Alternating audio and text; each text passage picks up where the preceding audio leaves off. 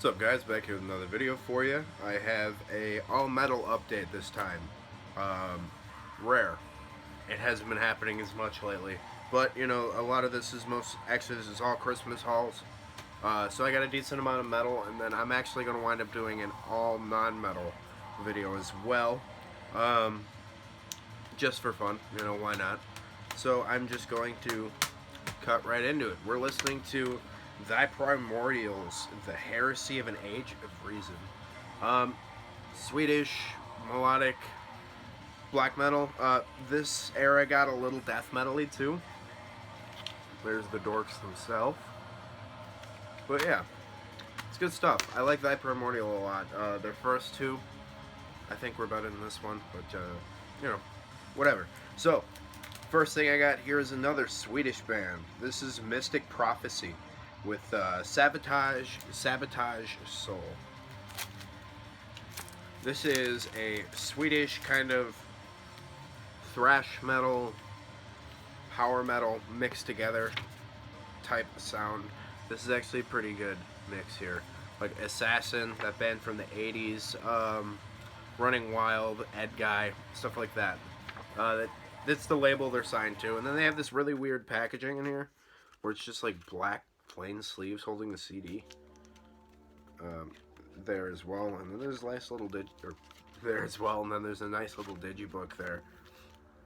But yeah, it's good stuff. I don't remember what the second disc is. It's a DVD of Live at the Matrix. I don't really watch any of the live videos that I get in these kind of things, but that's besides the point, because I like this album quite a bit.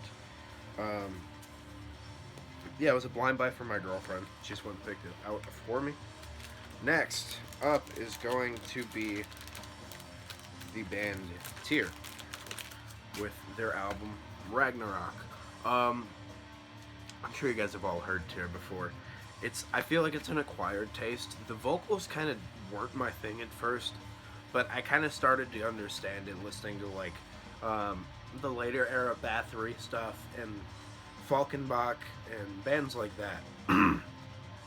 But this band's a lot less black metal. It's pretty much folk metal, I guess you would call it. I don't know. I really don't know what to call these guys. But nonetheless, it's really awesome. And they're from this really tiny country in the Northern Europe region. So that's cool. Tyr. Next. I actually didn't get to listen to this one yet, but I looked it up.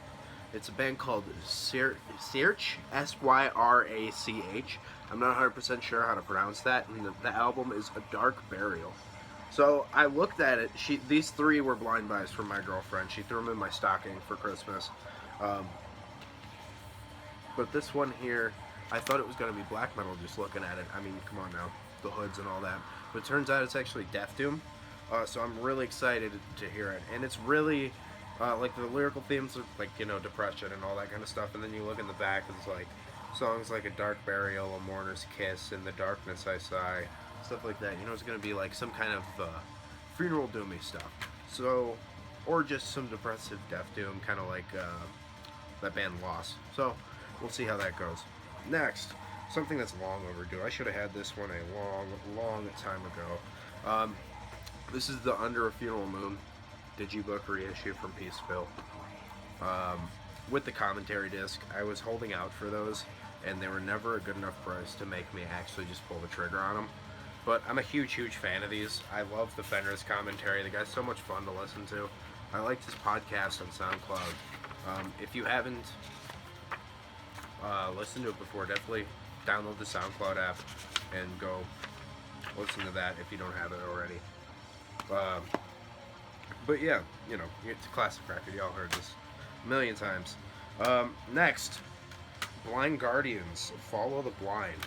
So this is the last of like the super speed metally Blind Guardian.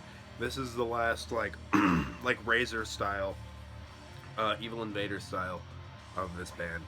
But it's still dynamite. That first record is amazing. Battalions of Fear. This one, I don't know this one nearly as well quite yet, but it did come with an awesome little compilation of some demo tracks. I forgot which demo that was. I think it's called Majesty. I might be wrong. I'm not super knowledgeable about my Blind Guardian chronology quite yet, but yeah, Blind Guardian, second album. Next, Blind Guardian's third album, Tales from the Twilight World. This one is one I'm not super familiar with quite yet either. I tend to wait till I get the CD to go crazy and get into the album. But I really love all the artwork on this album. It's really cool. I've also been watching Lord of the Rings quite a bit recently. My girlfriend's never seen them, so we've been going through all that, kind of enjoying that, because, we don't have time to read all the time.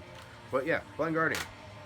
Next, speaking of Lord of the Rings, Midas Morgul by Summoning. I feel like every respectable black metal collection needs to have some kind of summoning in it, and I have been lacking this album for far too long, especially because you can't even listen to it on YouTube or anything anymore. Like, you can get a track or two, but obviously the Passing of the Grey Company is probably the most well-known song Summoning ever did. But, Through the Forests of Dol Guldur, stuff like that.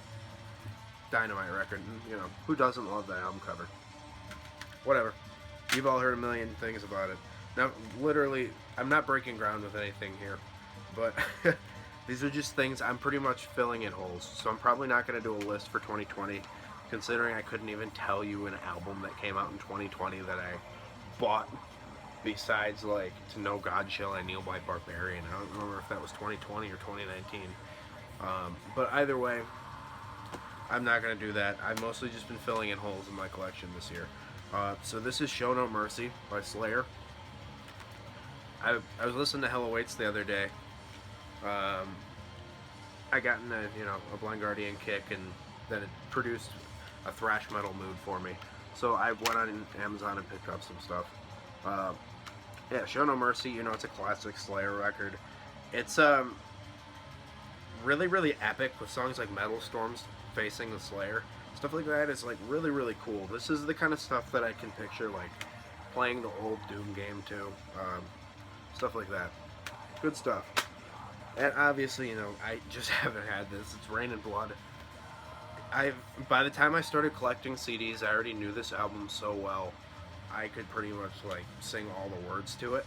And I was, like, 14, 13.